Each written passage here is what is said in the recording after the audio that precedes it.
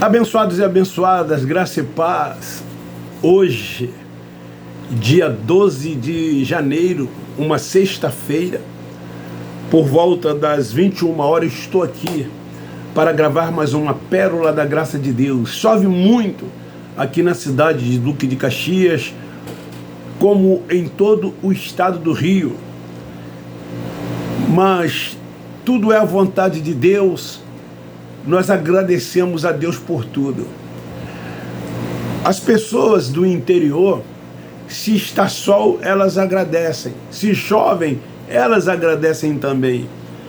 Porque elas trabalham nas roças, elas trabalham nas plantações, e elas sabem que o sol é importante para as plantações, assim também como é a chuva. Então elas estão sempre dando graças a Deus por tudo.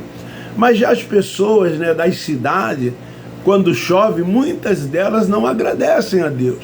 Ficam aborrecidas, ficam chateadas, Elas não entendem que tudo é a vontade de Deus.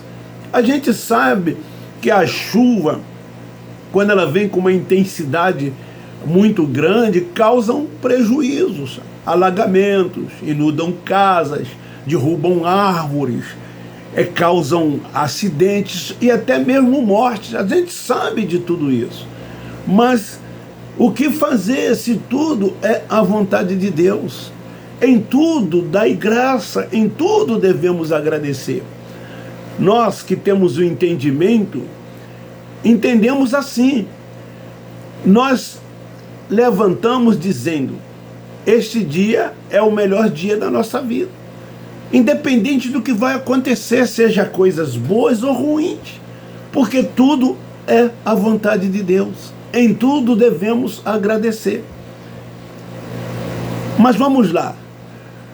O tema de hoje é: essas línguas estranhas faladas pelos religiosos evangélicos não passa de obra da carne.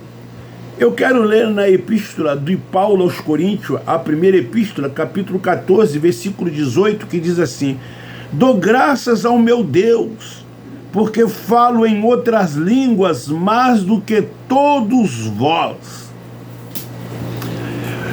Paulo era poliglota, falava vários idiomas.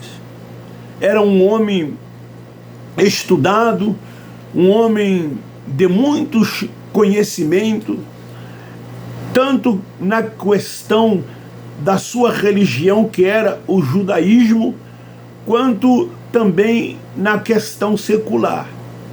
Era um homem de um grande entendimento, de uma grande sabedoria. E ele falava diversas línguas.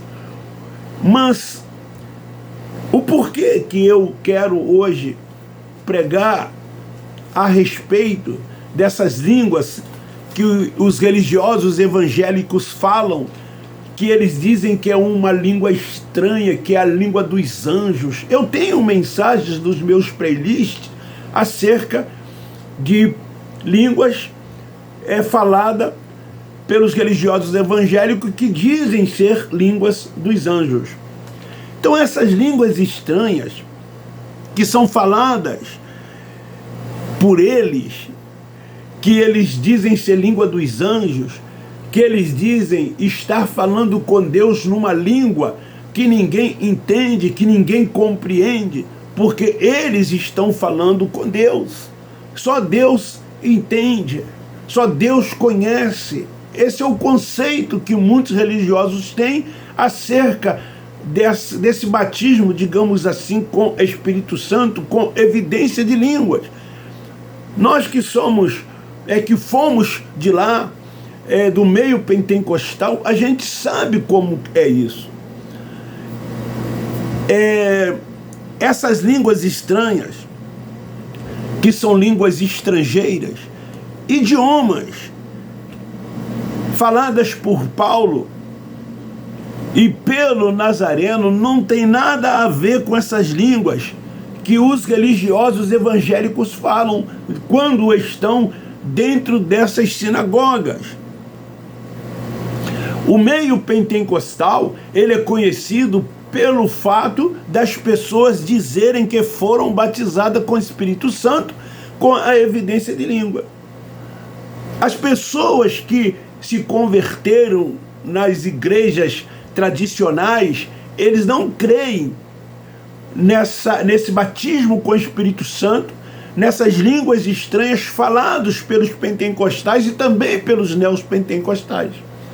Sejam as denominações que forem, basta serem tradicionais, que elas não creem quando ali em Atos dos Apóstolos aconteceu o derramamento do Espírito sobre toda a carne. O entendimento deles é que as pessoas que ali estavam, elas foram batizadas com o Espírito Santo, com evidência de línguas. Mas o entendimento dos nossos irmãos tradicionais é que a língua ali falada era a língua a língua natural, quando o poder de Deus veio de sobremaneira em Pedro, e ele falou na sua língua, e que todos ali que estavam entenderam, cada um no seu idioma, na sua língua nativa, sem que fosse necessário que houvesse uma tradução simultânea em vários idiomas, na língua de cada um que ali estavam. O poder sobrenatural de Deus fez com que todos ali entendessem na sua língua nativa aquilo que Pedro, na verdade, estava dizendo. Então, línguas estranhas, na verdade, são línguas que uma pessoa não entende e não conhece. Eu, por exemplo, fui professor de inglês durante mais de 20 anos. Eu fiz um curso de línguas de 1975 até 1979. Eu aprendi a falar inglês. E aí lecionei em escolas seculares durante muitos e muitos anos. Então, o que eu quero dizer com isso? Se uma pessoa que fala esta língua inglesa, para mim, eu não teria dificuldade nenhuma em entendê-la. Mas, se eu fosse uma pessoa que tão somente falasse o português e houvesse qualquer uma outra pessoa falando uma outra língua, eu não entenderia. Essas línguas, para mim, se chamariam o quê? Línguas estranhas, línguas desconhecidas. Desconhecidas de quem? De mim, por eu não saber falar. Então, eu jamais entenderia. Então, haveria necessidade de quê? De um intérprete. E Paulo fala acerca disso. Tem que haver intérprete. Não havendo intérprete, não fale em línguas estranhas, não fala em idiomas, não fala em línguas estrangeiras. Mas a religião diz que esse intérprete são aqueles que eu vi muitas das vezes nessas reuniões deles, quando um falava numa língua estranha, que eles dizem língua dos anjos, alguém tentava interpretar aquilo que se estava dizendo. E as pessoas acreditavam que aquele intérprete também estava sendo usado por Deus para interpretar aquela língua estranha de quem estava falando a língua dos anjos. Então, essa língua falada pelos religiosos, na verdade, não passa de obras da carne. Eu sei que eu vou ser criticado. Eu sei que vou ser criticado.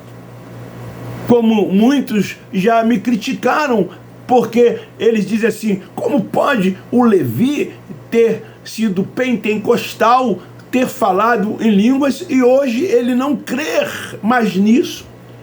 Porque eles são capazes de, por causa da tradição, por causa de um ensino que lhes passaram durante anos e anos, eles não abrir mão disso, não ir buscar o entendimento.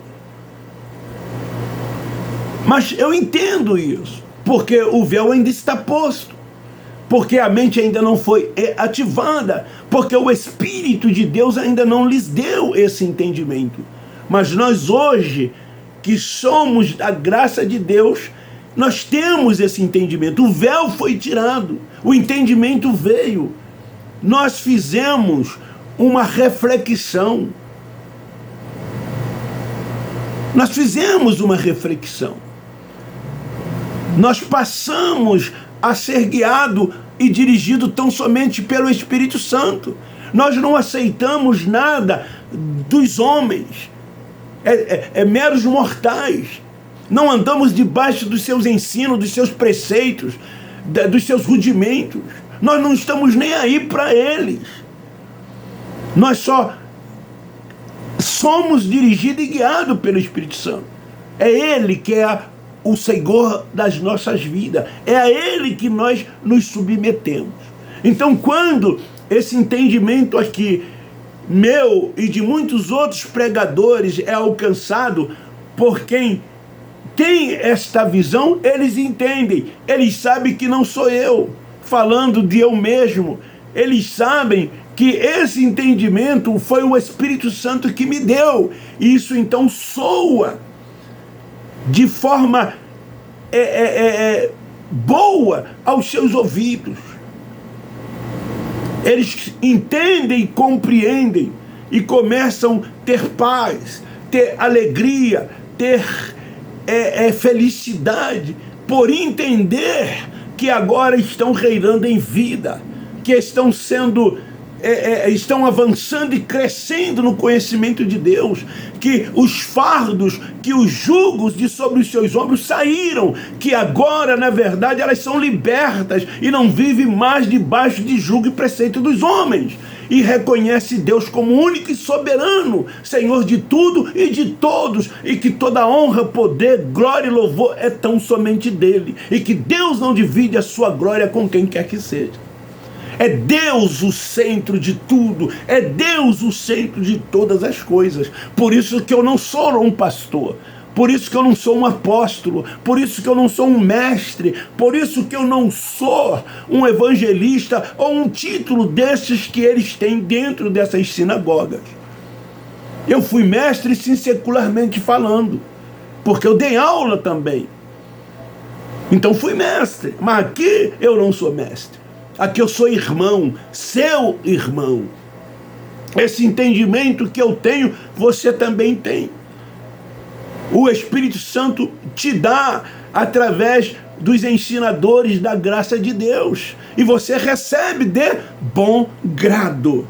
Então essas coisas, como também essas orações que eles fazem, não fazem nenhum sentido para Deus.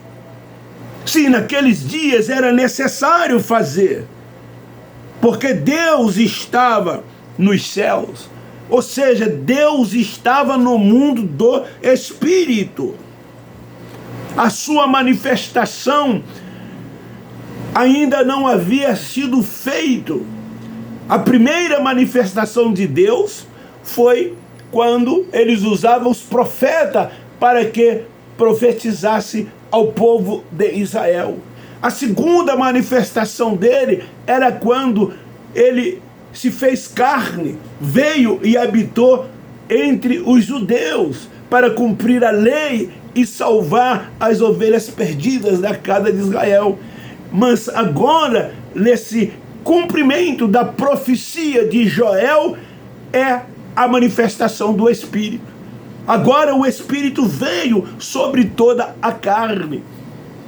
Agora nós passamos a ser a habitação do Espírito Santo de Deus. Antes existia o templo de Jerusalém. O templo era físico. O povo de Israel ia ao templo buscar a Deus. Quando saíram do Egito, o tabernáculo era um templo, um tabernáculo móvel, onde a glória de Deus se manifestava. Ela era de forma esporádica, não se manifestava em todos os lugares.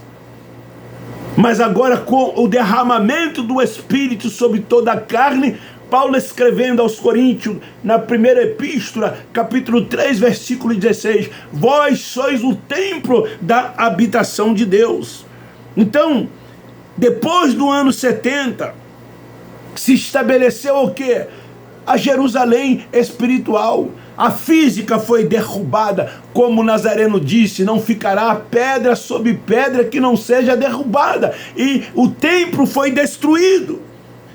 E agora então, depois do cumprimento de todas essas coisas, se estabelece a Jerusalém espiritual. O tabernáculo é ele.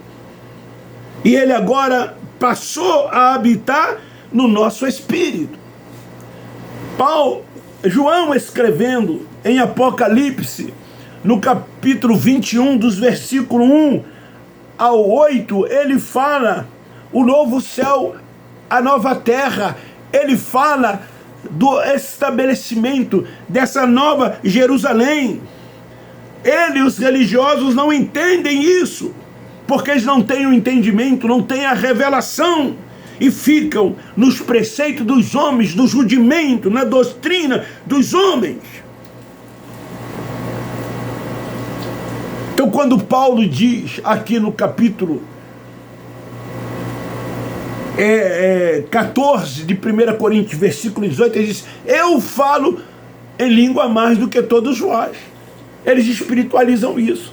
Eles acham que Paulo está falando de línguas estranhas, falada como os religiosos falam, que eles chamam línguas dos anjos. Paulo deixa claro que esse falar em línguas não era essas línguas faladas pelos religiosos. Paulo deixa muito claro que essas línguas faladas por ele eram idiomas. Quero voltar à primeira epístola aos Coríntios, no capítulo 14, no versículo 20, ao que ele diz: irmãos, não sejais meninos no entendimento. É por isso que eu sempre digo que eles são meninos. Os meninos são alimentados com o quê? Com leite. Eles pensam como menino, raciocinam como menino. Eles não despertam quando deveriam despertar. Paulo, escrevendo aos Efésios, desperta dentre os mortos, e o Espírito te esclarecerá. Eles estão mortos espiritualmente, por isso que eles não entendem, não têm esse entendimento. Paulo diz: vocês são meninos, mas sede meninos na malícia. Paulo disse: mas no entendimento, seja adulto. Adulto, alimento sólido, sã doutrina, palavra da verdade. É o que faltam neles, que nós temos. Louvado e glorificado seja Deus por isso. O entendimento nos veio, e ainda não veio a muitos dos filhos da livres que lá estão. Por isso que eles não entendem essas coisas que o apóstolo Paulo falam aqui. Então Paulo deixa claro que eram idiomas, e que não essas línguas faladas por eles nessas sinagogas. Eles não são maduros. O dia que forem maduros, que o véu sair, eles vão fugir desses mentirosos e enganadores. Vão deixar de ser meninos como nós deixamos de ser menino, de ser alimentado com leite, de ser guiado por cego. Meus irmãos que estão na sinagoga, cresçam, sejam adultos. Alimente-se da palavra da verdade, alimente-se da sã doutrina, revelada pelo Cristo ressuscitado. Não continue nas obras do Nazareno, nos dias da sua carne. Fuja disso. Creia tão somente no que ele fez. Ele veio para os judeus, como ele era judeu nascido de mulher, ele veio para cumprir a lei, que o seu povo não estava conseguindo cumprir. Então tudo que ele fez nos dias da sua carne, não é para você fazer, não é para eu fazer. É para crer tão somente e tomar posse, porque somos justificados pela fé. Andamos por fé. Já nascemos novas criaturas, já nascemos perfeito nele. Hoje nós somos a habitação de Deus. Deus é adorado em espírito e em verdade. Deus não está nessas sinagogas. Atos 7:48, o Altíssimo não habita em templo feito pelas mãos dos homens. Está escrito ou não está escrito? Mas vocês ficam aí frequentando templos, alimentando esse sistema religioso, dando 10%, você trabalha o mês todo, fica apenas com 90%. Eles enganam vocês com Malaquias capítulo 3. Chamam vocês de ladrões, de roubadores, jogam sobre vocês maldições, e vocês aceitam isso rindo, felizes da vida, e eles estão desfrutando dos melhores dessa terra, das delícias dessa terra, e você está aí passando dificuldade. Você está aí passando dificuldade. Por que quer? Em cada reunião que você vai, você tem que ofertar, você faz campanha, você está enriquecendo esses homens cada vez mais. Virou um comércio, infelizmente. Infelizmente virou um comércio. Não estou generalizando, porque mesmo na ignorância, alguns estão ali bem intencionados. Então não estou generalizando, mas a maioria, infelizmente, não devemos seguir, não devemos dar crédito. Então fuja desses lugares, abandone esses lugares, o mais rápido possível que você puder. Então esta é a palavra de hoje. Essas línguas estranhas faladas pelos religiosos evangélicos não passa de obra da carne. Adore a Deus em espírito e em verdade. Preste a Ele culto racional com entendimento. Somente os adultos, somente os espirituais, somente aqueles que crescem em graça e no conhecimento são capazes disso. Os meninos precisam de templo, os meninos precisam de pastores, os meninos precisam de ritos, os meninos precisam de liturgia, os meninos precisam de cerimoniais, os meninos precisam de ir a montes, de jejuarem, enfim, desse conjunto de ordenanças que eram as 613 leis do Torá, que foram dadas tão somente para o povo de Deus, que era Israel. Esta é a palavra. Se gostou, dê um like. Se não gostou, dê um dislike. Mas se gostou, divulgue e compartilhe. Vamos fazer com que esta palavra chegue ao conhecimento dos filhos de Deus que lá estão. Eles são filhos de Deus. Eles são nossos irmãos. Nós ficamos, sim, digamos assim, com compaixão deles. Esse é o meu objetivo. Eu prego esta palavra querendo que eles sejam alcançadas por elas. Eu não estou aqui querendo aparecer para quem quer que seja, porque se eu quisesse aparecer, eu faria como eles fazem. Abriria um templo para mim. Eu tenho espaço aqui onde eu moro. Eu tenho aqui na minha garagem, né, que eu transformei em garagem, um espaço que dá para quase 180 pessoas. Está ali, ó, desocupado, um salão amplo, que era um salão de festa.